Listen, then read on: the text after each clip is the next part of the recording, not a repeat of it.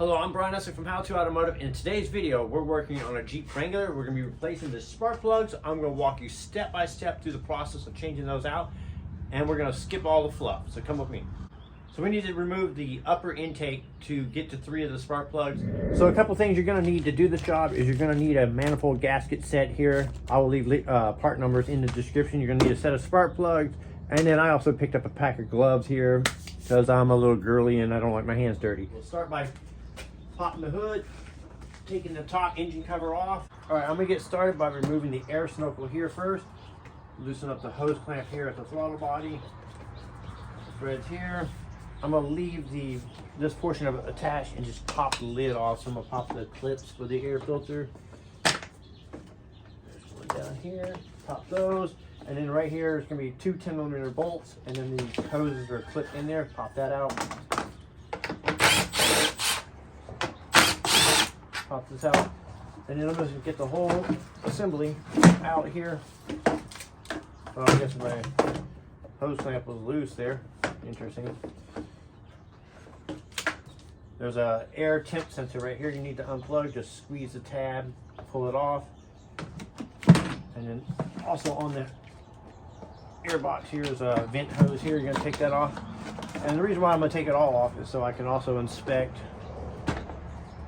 to see if I need to change any other things such as the air filter, which it is a little dusty. All right, the next step I'm going to do is I'm going to unbolt the throttle body. I'm going to leave it plugged in, and I'm just going to let it rest down here. So got a little 8mm socket here. Just 4 screws to hold this on. So any tools that I'm using in this video, there will be links for it down in the description of the video. That way if you need to pick any of those up, you can find those.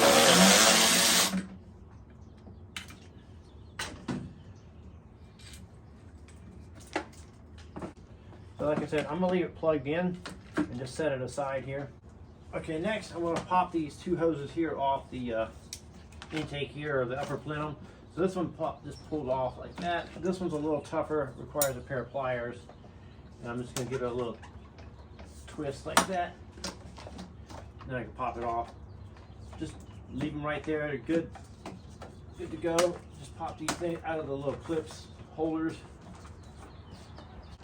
Now this wire loom is held on right here. It's got these Christmas tree style clips. I just use my pliers with the nose closed like this. Put it right on top. Little pop down, and it's out. Now we can unplug the map sensor here. Let's push it off to the side. Now also there's going to be, for your brake booster on this side here, it's going to be a hose, same thing. Give it a little twist with the pliers, and then pull the hose off and just kind of tuck it over here on the opposite side of the AC hose here. So on the driver's side of the intake manifold, you got your oil cap here. If you look, there's a bracket right here. There's supposed to be a nut here and a nut here that look like this. So you're going to remove those 2 nuts there, and then also on the front here, there's supposed to be 2 right here. You're going to remove those. So as you can see, I'm missing a bunch of them, and then the ones that are there, they're already loose. So I don't know if somebody was working on this and left it loose, or because we off-road this vehicle, the vibration caused them to loosen up, but they're missing, so I'm going to have to scrounge those up. So go ahead and remove those 4 fasteners. Okay, now I'm going to jump back over here, and this foam pad needs to be removed. I'm just going to use some needle nose pliers and slide underneath here and just pry these little Christmas tree tabs up here. Kind of a pain in the butt. Try not to rip the foam pad. Okay, got that one. Get this one out. All right, got those out.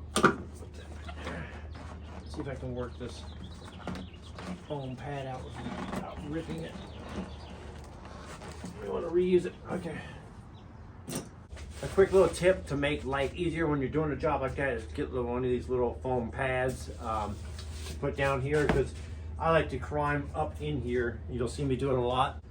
So this Jeep is lifted, so this makes life easier just to have a little foam pad here. You can jump up here and you can work on it, especially if you have a lifted vehicle.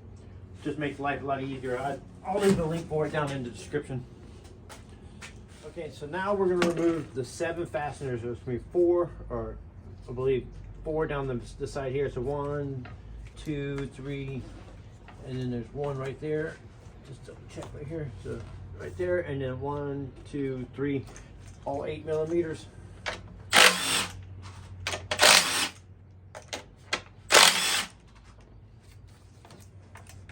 And then I'll get you a close up to where these bolts are at. Just a second.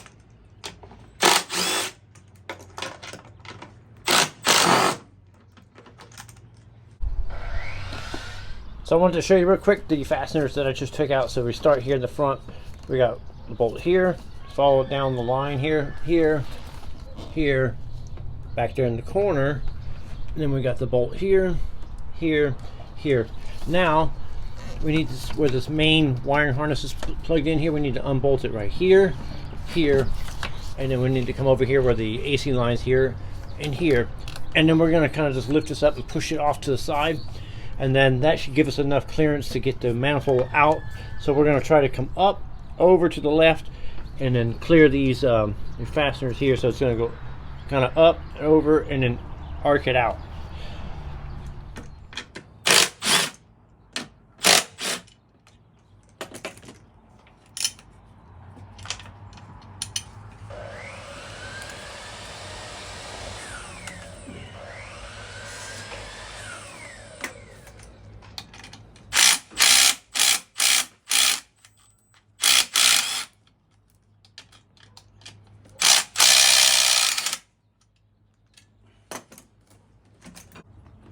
So I removed the bolts here and then here, but it didn't quite lift up high enough. So a little further back right here on this bracket, if you go down below right here, there's a fastener there and a fastener there.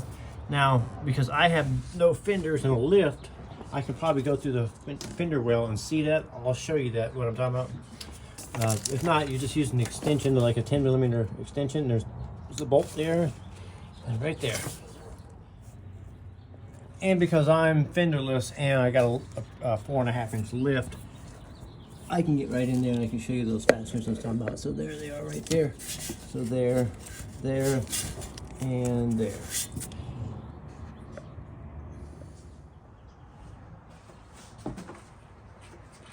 Okay, now that I got this bracket unbolted, and now I can push it to the passenger side here and lift it up here. I'm going to attempt to lift the intake up and then slide it over this way, and then unhook it from the bolts over here on the side.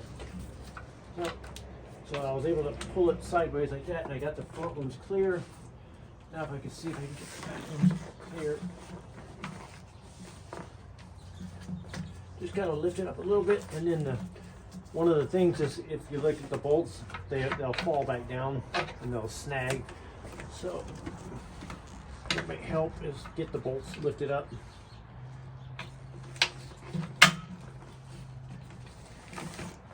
Alright, I'm almost there. Millimeter. 2 away. There we go. The higher I can lift it up. There it goes. Now it came out. So I cleared the bolts on the sides here, and now it should come right out. Now in this video, I'm going to show you the main portion, the hard part, which is removing the intake, replacing those spark plugs. These 3 spark plugs over here are pretty simple. You're just going to unplug the connector here, unbolt the fastener. Same here. You can do it with this bracket on. It's a little tough, or you can loosen these bolts here and here like we're doing, leave them loose, and then kind of just leave it and float it around and get this coil out. And this one, they're pretty simple. Once you unbolt them, they just pull straight up, pull up and at an angle. So I have already done these 3. Okay, now that I got the intake off, we can take the foam pad off here, just lift up on it, and now we can get to the bolts here for the coils and spark plugs. But while we're in here, what I want to do is really look down there and look and see if there's oil or anything like that down here underneath this is the lower intake here, and it's very common for this oil filter housing underneath the intake manifold here to leak. And if that's the case, if it's leaking, then we're going to go ahead and remove the bolts here and here, and then lift the lower intake out. And now would be a good time to swap out your oil filter housing if it's leaking. One of the things I wanted to address is see how everything's wide open here, and if you're working, any debris, anything can fall in there. So I'm going to do real quick is cover the ports up here so no debris falls inside while I'm taking out the coils and spark plugs. What I mean by debris, it can be leaves, it can be anything that could build up on the engine here. So I'm going to cover that up real quick. Okay, as you can see, I got a little something covering up the intake ports here. So now I'm going to go ahead and just unplug the coils and then unbolt the coils, and then we'll get these ripped out of here. So the coils just have a little squeeze tab, just squeeze and pull. Squeeze and pull. Sometimes they can get stuck, and I like to use a screwdriver and kind of push down on the tab and then pull them off, but these are coming off pretty easily. See, this one's a little tougher up, but it came off. Now that we got that swapped out, now we can go ahead and rip the coils out. Now the bolts are not going to come out of the coil, they're going to stay in. To get the coils out, you can give them a little twist. It has like a seal here, and pull straight up, and they'll come out like that. This one's underneath this little bracket here, so I'm gonna have to get a ratchet. So you'll notice when I do these jobs, I use a lot of power tools, but you can do this whole job with simple hand tools like this right here. So I had to get the 1/4 inch ratchet here to get underneath the bracket here. So like I said in the title of this video, this job looks harder than it really is. It's not that bad. Just take your time with this stuff, and you should be able to knock this out with no problem. All right, so now we're just going to get these spark plugs out. You just need yourself a little extension, 5/8 spark plug socket. I like to do spark plugs by hand when it comes to removing them. If you use power tools on them, a couple things could happen. One, you could actually rip the threads out of, especially if it's aluminum block cars that you're working on, where the cylinder heads are made of aluminum. You can actually pull the threads out on them on some cases.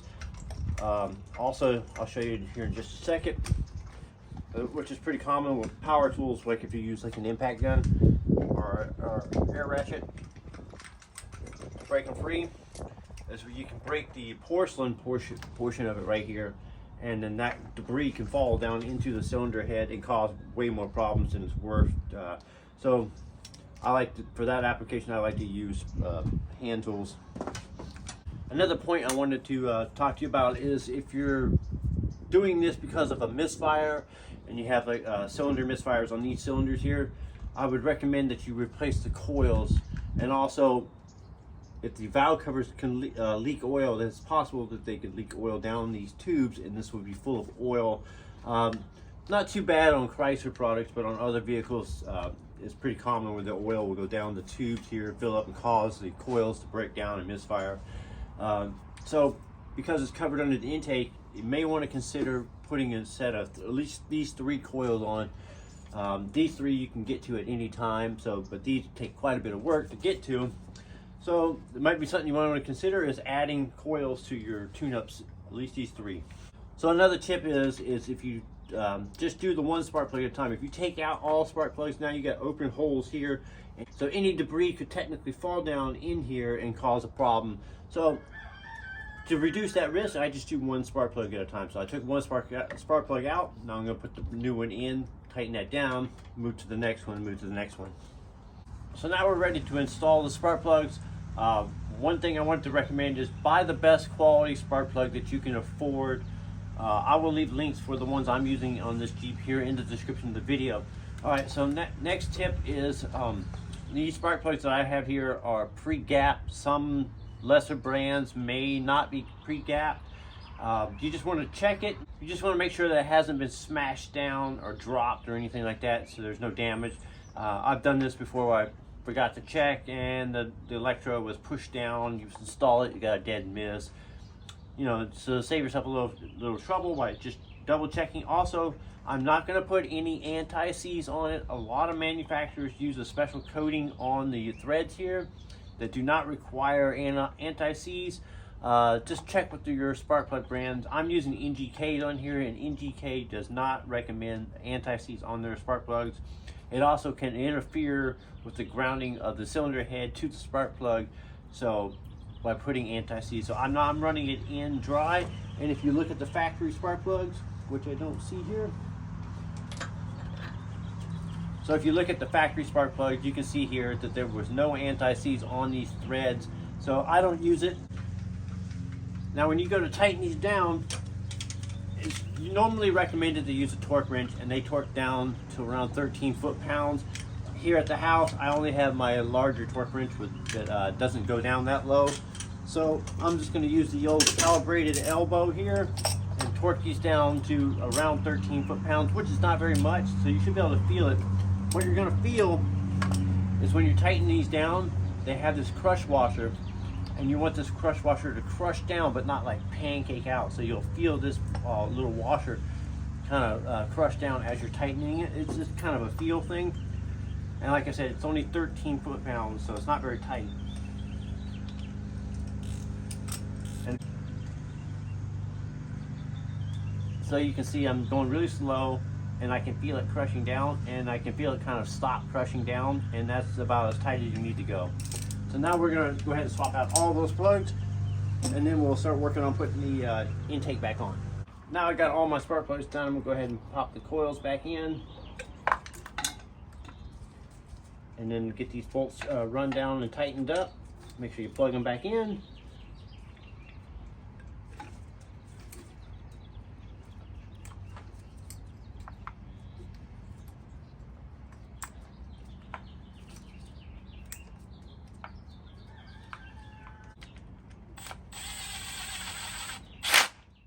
Now that we got the spark plugs and coils back in position, we're going to swap out our gaskets here.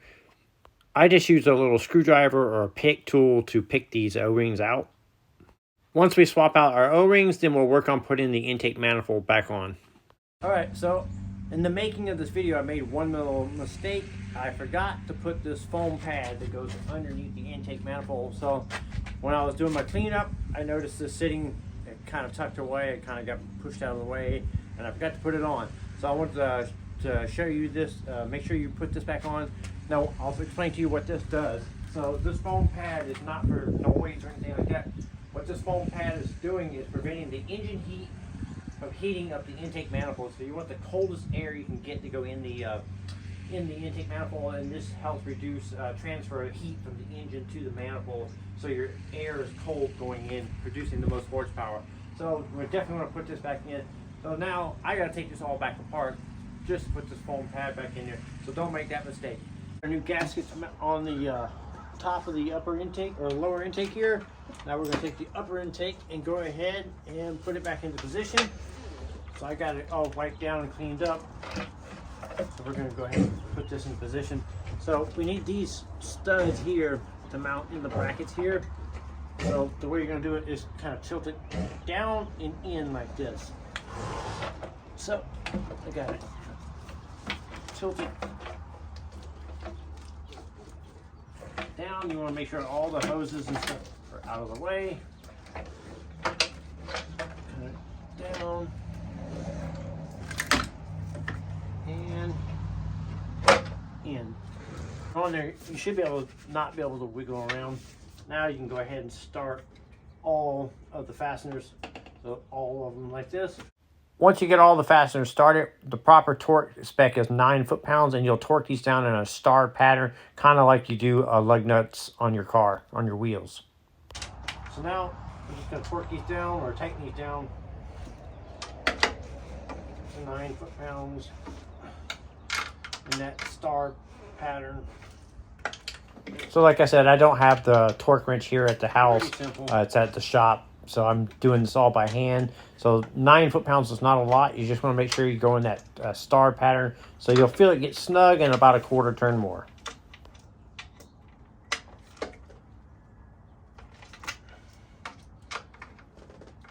All right, so now these are all tightened down. Now you can start putting things back together, so you can go ahead and start plugging in the hoses, vent hoses here. Put them in their little mounting brackets. So they mount here on the side of the intake here. We'll work on the bracket here in a minute. All the electric connectors, button connectors, all that stuff here, you can go ahead and plug these back in. So you plug the brake booster back in, make sure all the little catches and clamps and everything are secure. Map sensor's plugged in, electric connector in. So we'll get the throttle body in just a minute. Now you can go ahead and start the bolts here and here, and go ahead and tighten those down. So this one was missing half of them. When I get back to work on Monday, I'll see if I can scrounge up some bolts for this. And I'll get some bolts for that. So go ahead and tighten that back up.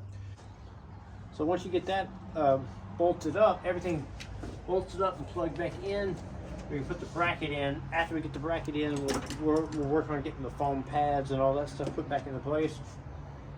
So this is where you would do the spark plugs on this side. We've already done it prior to doing this video, so I showed you the hard side. Now what I'm doing is putting the bracket back in place. That mounts over the passenger valve cover here, and it mounts onto the lip of the intake manifold. Okay, now that the bracket is secure, everything's bolted down, the wire loom, all that's all reconnected here. Now I'm going to take this foam pad, slip it back over the intake here on the back side, and then put the little push pins back in here and here. So that portion of it will be done. Let's see. Try not to rip this.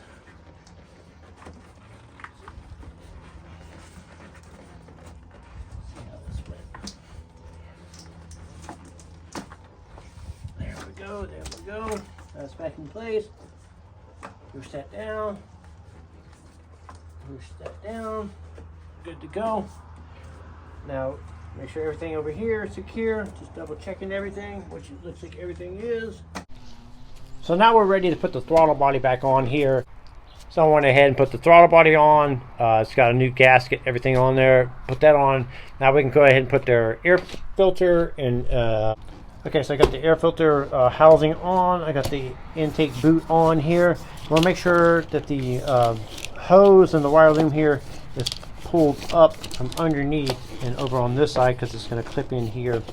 Now you can go ahead and put the two 10mm bolts here that hold it down. Tighten those up. Tighten up your clamp. Tighten up your clamp. And that's how you swap out the spark plugs on a Jeep Wrangler with the 3.6 liter engine. I'm Brian from How to Automotive, and I'd like to thank you for watching and encourage you to subscribe. Got a little bit of an audience here. The two little ones here, the black one is Pebbles, and then the little brown one here is Tinkerbell, and the one walking off there is Xena. And then I got three goats back there. Can't really see them, but